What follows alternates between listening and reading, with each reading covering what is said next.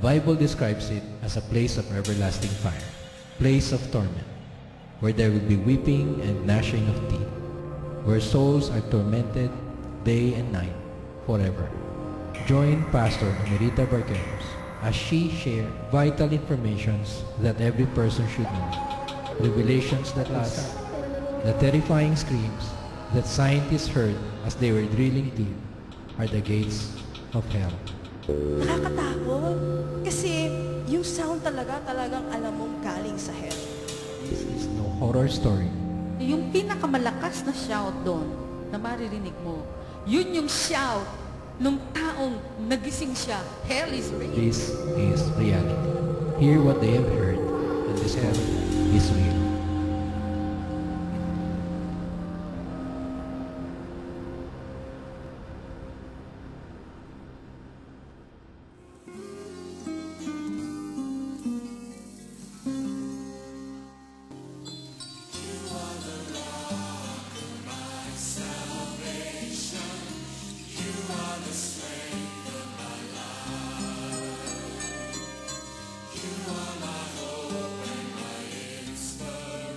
Since napakarami ko pong gustong i-share sa inyo, gusto ko pong mag-umpisa kaagad sa isang malalim na tanong na bunga ng malalim na pagmamalasakit.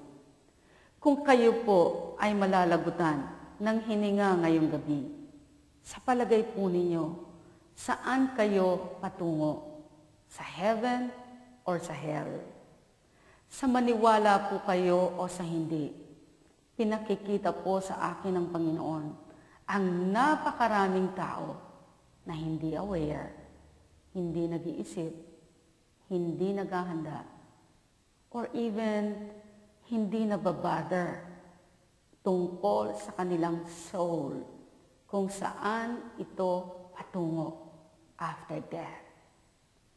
Ang isang dahilan ay ang kakulangan sa kaalaman na totoong mayroong buhay pang susunod after death. At ang susunod na buhay na ito ay buhay na mas mahaba. In fact, walang katapusan na gugugulin. Either sa heaven, kung po tayo ay mamumuhay ng matuwid at sumusunod sa Panginoon. At sa hell naman, kung patuloy po tayong mamumuhay sa kasalanan.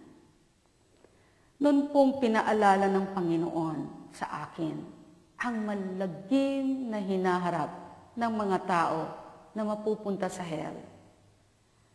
Mas lalo pong tumindi yung burden ko na ito ay maibahagi kung po pwede nga po sa lahat ng tao at maituro ito araw-araw sa radio at television bilang isa pong babala at paalala na hindi po pwedeng baliwalain.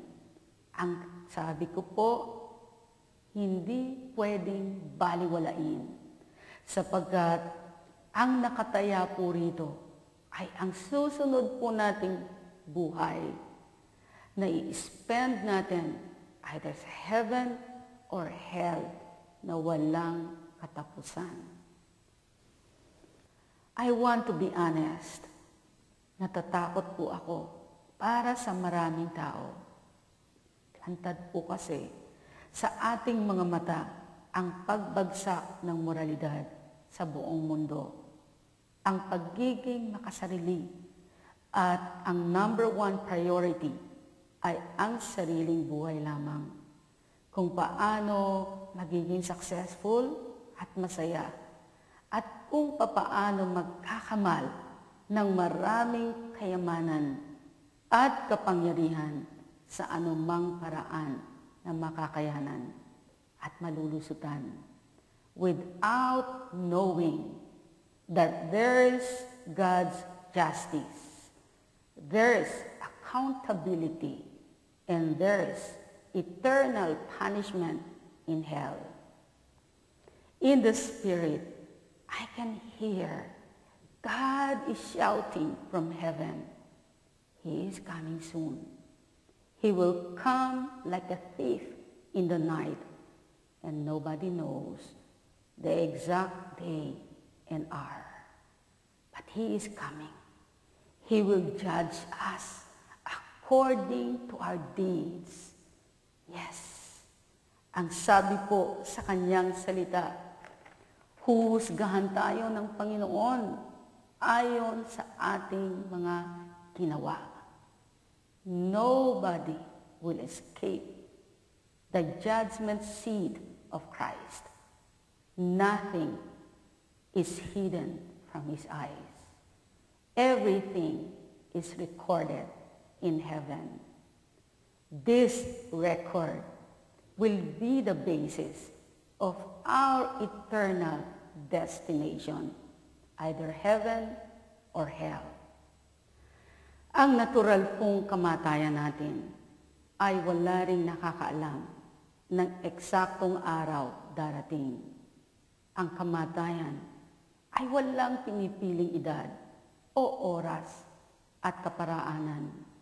Kapag ito ay inihudyat o itinakda na ng Panginoon, hindi na ito mapipigilan. Ang sabi po sa Hebrews 9 verse 27, itinakda na sa mga tao na minsan lamang mamamatay at pagkatapos ay ang paghuhukom.